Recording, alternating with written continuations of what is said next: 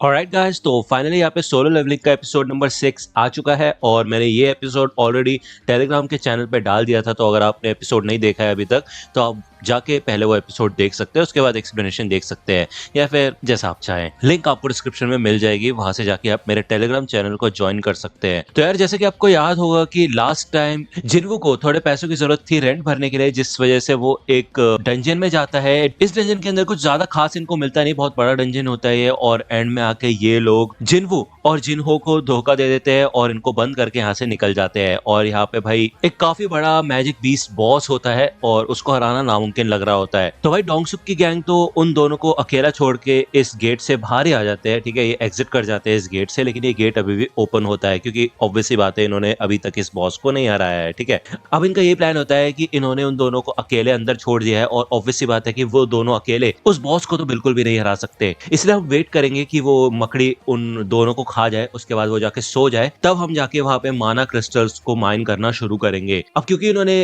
वो गुफा का दरवाजा बंद कर दिया होता है, तो डोंगसुक ने देखा था एक और रास्ता होता है, एक टनल टाइप होता है ऊपर से, वो लोग वापस वहां से जाएंगे। ठीक है ना। इनकी एक और पॉसिबिलिटी होती है कि अगर बाय चांस वो मकड़ी उन दोनों को खाने के बाद नहीं सोती, जिंदा रहती है, तो सिंपल सी चीज है कि जो जिन्होंने इक्विपमेंट्स पहने हुए थे वो काफी ज्यादा महंगे थे, वो तलवार वगैरह सब कुछ, उसकी कीमत बहुत ज्यादा है, तो ये लोग बस उसको लेके वहां से निकल लेंगे। ठीक है ना। डोंगसुक को लगता है कि वो बहुत बड़े घराने से है, तो वो उसका बैकग्राउंड चेक करने लग जाता है यहाँ पे बैठ के। ठीक है, और दूसरी ओर हमें जिनवू और जिनहो का सीन दिखाया जाता है। अब यार, जैसा कि आपको याद होगा, जिनवू आगे बढ़ता है उस स्पाइडर से लड़ने के लिए, लेकिन जिनहो उसे रोकता है और वो कहता है देखो यार, ये एक सी रैंक का डंजन है और इससे लड़ने के लिए एटलीस्ट एक बी रैंक का हंटर होना चाहिए। अगर तुम सी रैंक के बॉस को अकेले हराना चाहते हो तो, या फिर एटलीस्ट यार सी रैंक का टॉप टायर के हंटर तो होना ही चाहिए। जिनवू, तुम ऐसा नहीं कर सकते, तुम तो ई रैंक के हो, हम यहाँ से बाहर निकलने का कोई रास्ता ढूंढते हैं। ठीक है ना। तो जिनवू मन में सोचता है कि यार जिनहो की बात तो ठीक ही है, ऑब्वियसली बात है, क्योंकि वो पहले जिस स्नेक वाले बीस्ट से लड़ा था वो भी इतना ज्यादा ताकतवर नहीं था, और ये जो स्पाइडर वाला बीस्ट है ये अलग ही लेवल पे है। जो वेनम फैंग कसाका था वो बेसिकली एक डी रैंक का डीमन था, और वो जो गोलम बॉस था वो डी रैंक या फिर शायद उससे छोटा। भले ही जिनवो लेवल अप हो चुका है, लेकिन अभी भी वो काफी ज्यादा कमजोर है। लेकिन इसके बाद भी यहाँ पे जिनवो हार नहीं मानता, वो कंटिन्यूसली इस स्पाइडर के ऊपर हमला करना शुरू करता है। ठीक है, दूसरी ओर हमें जिनचोल का सीन दिखाया जाता है, जो कि यहाँ पे एक और हंटर के साथ होता है, शायद एक्स हंटर है ये बंदा, और ये काफी ज्यादा खतरनाक और ताकतवर भी लग रहा होता है क्योंकि इसके चेहरे पे काफी सारे स्कार्स होते हैं। जिनचुल इस हंटर से यही बोलता है कि क्या आप मेरे साथ एक मैच कर सकते हो, एक ट्रेनिंग मैच, क्योंकि उससे मेरी प्रैक्टिस हो जाएगी। तो वो आदमी ये कहता है कि हाँ जरूर। जिनवू इस स्पाइडर से जब लड़ने की कोशिश कर रहा होता है तो उसे समझ आ जाता है कि उसके अटैक से इस स्पाइडर को कोई भी फर्क नहीं पड़ रहा है, क्योंकि उसका जो आर्मर है काफी ज्यादा हार्ड है। लेकिन वो हार नहीं मान सकता, वो कंटिन्यूसली यहाँ पे उसके ऊपर अटैक करने लग जाता है। उसकी मूवमेंट को देख के जिन्हो काफी ज्यादा डर जाता है। वो सोचता है कि भाई यार, ये अलग ही लेवल का बंदा है, ये ई रैंक का हंटर तो नहीं लग रहा मेरे को कहीं से भी, का ये फेक रैंकर तो नहीं है। मैंने ऐसा सुना है कि कुछ ऐसे लोग होते हैं जो कि अपनी मैजिकल एनर्जी को कंट्रोल कर सकते हैं और खुद को लोअर रैंकिंग में रखवा देते हैं, क्योंकि ऐसे लोगों को मार काट करने में बहुत ज्यादा मजा आता है। तो यार यहाँ पे तो जिन्हो कुछ अलग ही सोच रहा होता है जिन्हो के बारे में। यहाँ पे जिन्हो के स्टैट्स में दिखाई देता है कि उसका फैटीग बढ़ते जा रहा है, वो काफी ज्यादा थक रहा है, और अगर ये चीज बढ़ती गई तो वो इस स्पाइडर बीस्ट को हरा नहीं पाएगा। उसको जल्द से जल्द इस स्पाइडर बीस्ट के वीक स्पॉट को ढूंढना पड़ेगा। और ऑब्वियसली बात है, इस डैगर के अंदर भाई पैरालिसिस वाला वेनम है, आपको याद ही होगा, मैंने बताया था लास्ट एपिसोड में। तो जिन्हो इधर फिगर आउट कर लेता है स्पाइडर का वीक स्पॉट, और जैसे वो उसकी तरफ बढ़ता है, यहाँ पे भाई ये स्पाइडर एक जहरीला वेनम डालता है यहाँ पे। ठीक है, एसिड टाइप होता है जिससे कि पूरी जमीन भी पिघल जाती है। तो जिन्वू कहता है वाह, इसके पास एक और चाल थी ऐसी। यहाँ पे जिन्वू उसके पास जल्द से जल्द पहुंचने के लिए अपने डैश स्किल का इस्तेमाल करता है और काफी फुर्ती से वो इधर ऊपर आता है और इस स्पाइडर के वीक स्पॉट पे हमला करता है। लेकिन भाई इससे कोई भी फर्क नहीं पड़ता, पता है, यहाँ पे ये काफी ज्यादा सख्त होता है। जिन्वू मन में ये सोचता है कि अगर वो ऐसे नहीं कर रहा है तो वो हार नहीं मानेगा, वो कंटिन्यूसली उसके ऊपर हमला करता रहेगा। जिन्वू देखता है कि जिन्वू पहले से ज्यादा फुर्तीला हो चुका है और अगर वो ऐसे ही आगे बढ़ता रहा, लड़ता रहा, तो वो थक जाएगा। और इसी समय यहाँ पे जिन्वू काफी ज्यादा थक जाता है, उसका फैटीग 70% पहुंच जाता है, जिसके बाद वो काफी धीमा हो जाता है और ये स्पाइडर भाई उसको फेंक देता है, एकदम उसके ऊपर अटैक कर देता है। ये स्पाइडर उसे खत्म करने के लिए भाई आगे बढ़ता है, उसके ऊपर अटैक करके उसको खत्म करने ही वाला होता है। लेकिन तभी जिन्वू को याद आता है कि उसने अपने रिवॉर्ड पॉइंट्स का इस्तेमाल नहीं किया था, जिसमें आपको याद ही होगा कि एक जो फर्स्ट नंबर पे होता है वो होता है फुल रिकवरी। उसका इस्तेमाल करके वो पूरी तरह से रिकवर हो जाता है और अपनी पूरी जान से वो इस डैगर का इस्तेमाल करके स्पाइडर के वीक स्पॉट पे हमला हमला करता है। कंटिन्यूअसली वो काफी सारे हमले करता है और धीरे धीरे करके ये स्पाइडर इधर पैरालाइज होना शुरू हो जाता है, क्योंकि ये ही इस डैगर की खासियत है, ठीक है ना। सामने वाला पैरालाइज हो जाता है इसके घाव से। यहाँ पे जिन्वो लेवल अप हो चुका होता है और इस डंजन का भी मास्टर बन चुका होता है। वो यहाँ पे शुक्रिया अदा करता है अपने आप को कि अच्छा वो आज उसने अपने रिवॉर्ड पॉइंट्स का इस्तेमाल नहीं किया था, ठीक है। दूसरे जिन्हो को तो यकीन ही नहीं होता कि भाई इस बंदे ने अकेले इस बॉस की वाट लगा दी। इसका मतलब यही है कि ये एक फॉल्स रैंकर है।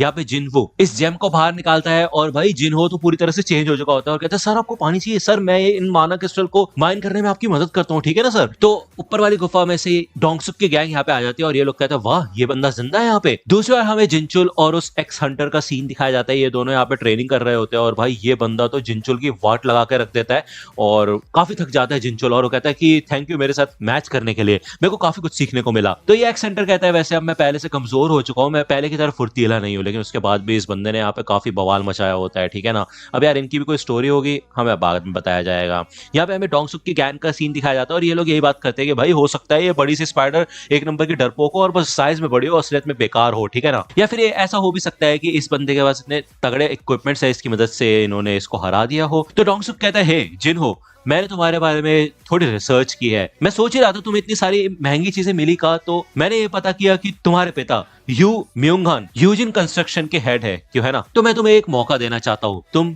जिन्वो को मार दो। देखो तुम्हें तो ये बात पता ही चल गई होगी कि हम कमजोर लोगों को यहाँ पे मरने के लिए छोड़ देते हैं और उसके बाद सारा इनाम आपस में बांट लेते हैं। तो जिन्हो तुम हमारे काफी ज्यादा काम आ सकते हो, अगर तुम जिंदा यहाँ से बाहर निकलना चाहते हो तो तुम्हें हमारा कहना मानना पड़ेगा। तो यहाँ पे जिन्हो आगे बढ़ता है, जिन्वो के पास आता है और वो उल्टा उसको डिफेंड करने के लिए तैयार हो जाता है। तो डोंगसुक की गैंग तैयार हो जाती है इन लोगों को जान से मारने के लिए और ये लोग कहते हैं कि क्या तुमने कभी आज से पहले किसी असली इंसान को मारा है।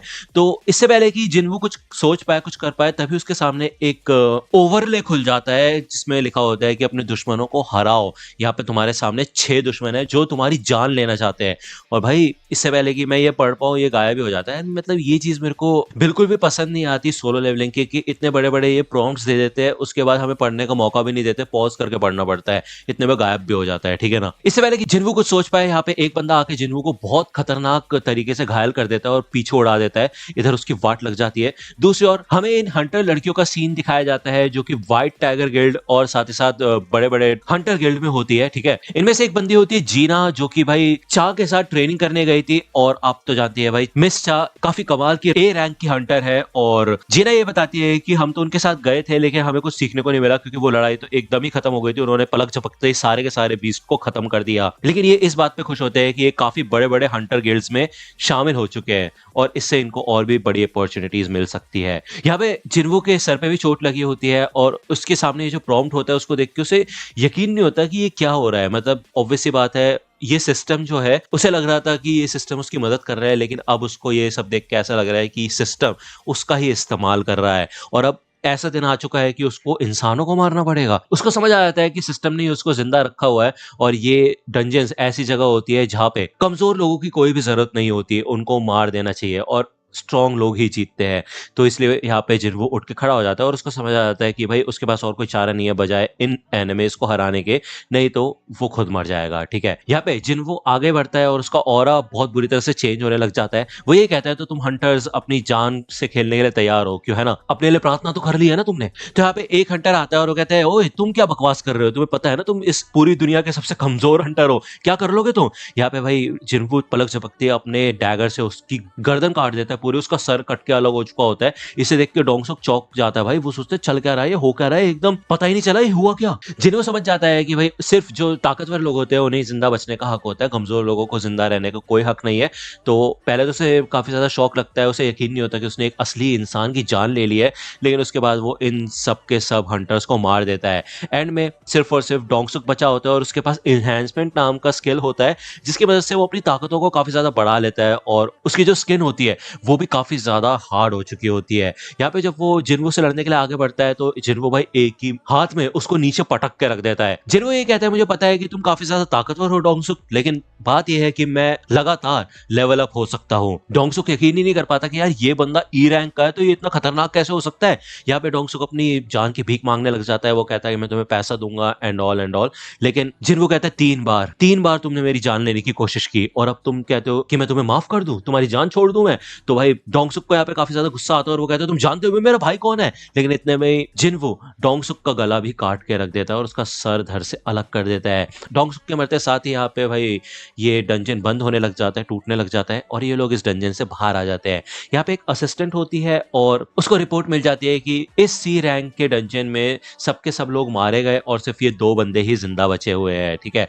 तो ये बंदी देख के समझ जाती है कि जिनहू के पास इतने कमाल के इक्विपमेंट्स है, इसका मतलब ये है कि जिनहू ने अकेले ही उस बॉस को हरा दिया होगा और ये ई रैंक का हंटर जाके छुप गया होगा, यानी कि जिनहू जाके छुप गया होगा, ठीक है ना। यहाँ पे बारिश होना शुरू हो जाती है और इस बारिश को देख के जिनहू शुक्र मनाता है कि उसने जिन्हा को अम्ब्रेला ले जाने के लिए बोल दिया था, ठीक है। दूसरी ओर हमें यहाँ पे एक काफी खतरनाक और तगड़े बंदे का सीन दिखाया जाता है और मेरे को ऐसी गट फीलिंग आ रही है कि डोंगसुक का भाई है ये, ठीक है ना। तो यार एनीवे अब नेक्स्ट एपिसोड आएगा अगली सैटरडे की रात को, मतलब